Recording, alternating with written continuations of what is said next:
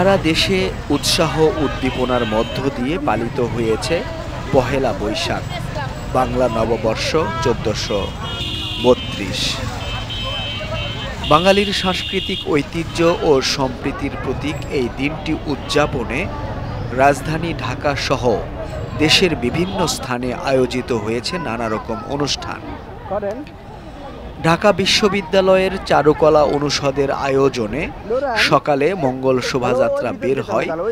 রং বেরঙের মুখোশ, ফুল ও প্রাণীর প্রতিকৃতি নিয়ে শোভাযাত্রায় অংশ নেয় হাজারো মানুষ।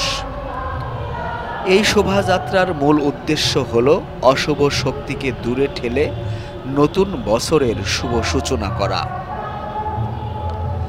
ঐতিহ্য অনুযায়ী রমনা বটমূলে ছায়ানটের আয়োজনে সঙ্গীতা অনুষ্ঠানের মাধ্যমে নতুন বছরকে স্বাগত জানানো হয়।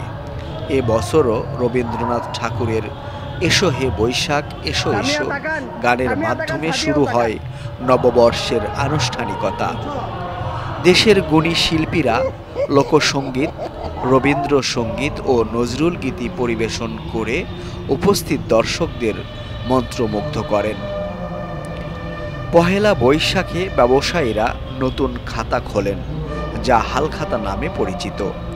এই দিনে ক্রেতাদের মিষ্টিমুখ করানো হয় এবং পুরনো দেনা পাওনা মিটিয়ে নতুনভাবে ব্যবসা শুরু করা হয়। ঢাকার বণিক সমিতি ও বিভিন্ন মার্কেটে বিশেষ হালখাতা অনুষ্ঠানের আয়োজন করা হয়। টাকা বেচা বিক্রি কেমন? হ্যাঁ, ভালো ভালো ভালো হইতেছে। পয়লা বৈশাখ উপলক্ষে। হ্যাঁ, অন্যান্য দিনও কি এরকম বেচা হয় না? না, এরকম হয় না, একটু কম হয়।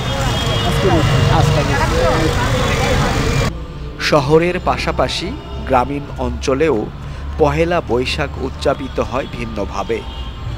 গ্রামে মেলা বসে, সেখানে নাগরদোলা, পুতুল নাচ, লোকগান ও স্থানীয় পণ্যের সমারোহ দেখা যায়। গৃহিণীরা বাড়িঘর সাজান, মিষ্টি ও পিঠা তৈরি করেন। অনেক স্থানে ঘোড়দৌড় ও কুস্তি প্রতিযোগিতারও আয়োজন করা হয়।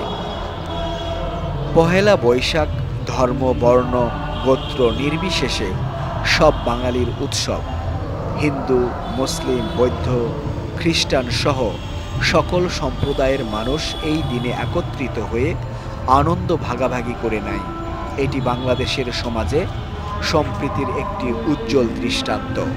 পহেলা বৈশাখ কেবল একটি দিন নয়, এটি বাঙালির আবহমান সংস্কৃতির জীবন্ত প্রতীক। এই দিনটি আমাদের ঐক্য, সৃজনশীলতা ও আশা আকাঙ্ক্ষার প্রতিচ্ছবি। নতুন বছর সকলের জীবনে সুখ, শান্তি ও সমৃদ্ধি বয়ে আনুক, এই হোক পহেলা বৈশাখের অঙ্গীকার।